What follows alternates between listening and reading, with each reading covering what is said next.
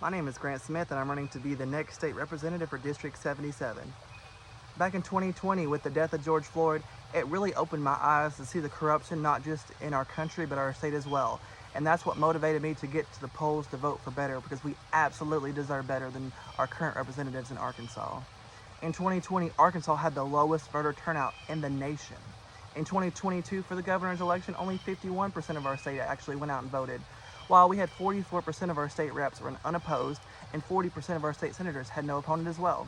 We absolutely deserve better. Arkansas deserves choices, and that's why I've announced my run for state rep again. We have a lot of issues in Arkansas that we face, from a lack of renters' rights to access to health care to even access to abortion. They don't even have access, exceptions for rape and incest anymore. Arkansas Democrats actually introduced a bill this past session to put exceptions for rape and incest, and Republicans still voted against it. I just think that's common sense at this point. You know, Anyways, we also only have $11 an hour minimum wage. Meanwhile, a recent study shown $15.50 is the cost of living for a single person now in Arkansas. We deserve better. We can actually put a ballot initiative on the ballot like we did last time. That's how we increased it to $11 an hour now, but it's maxed out, so we need another one. We have that ability here in Arkansas, unlike other states, to place initiatives on the ballot. As in, if you remember, we defeated Issue 2 in November, and Republicans this past session introduced a bill that would also make it harder for us to pass ballot initiatives. A shame, right? We've literally defeated the same thing with Issue 2 and another one before that. But, even one of their own Republican senators filed a lawsuit against it, so, we'll see what happens with that.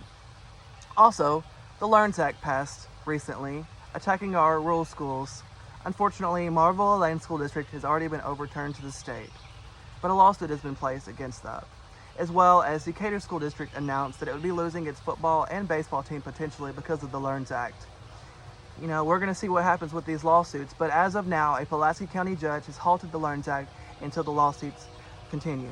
So we'll see what happens with that. A new group, Arkansas Capes, has formed to place an initiative on the ballot to let us vote whether to keep or get rid of the LEARNS Act.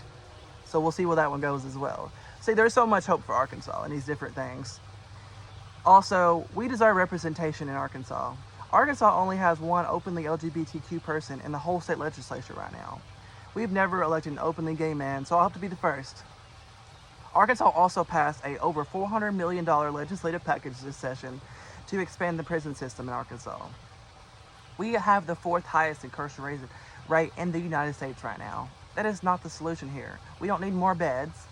What we need is, we have the problem in Arkansas right now where people are in prison because they simply cannot pay their fines or they're nonviolent offenders.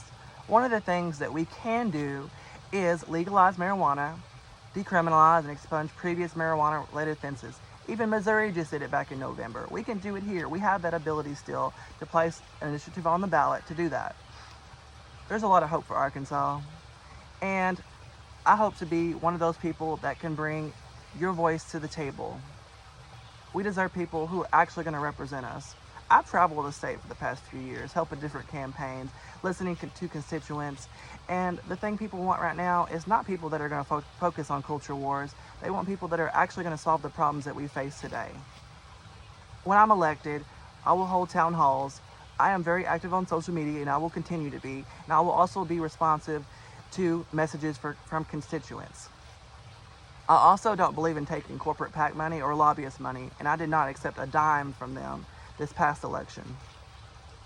I hope to have your vote in the Democratic primary on March 5th. Thank you so much. Let's do this, y'all.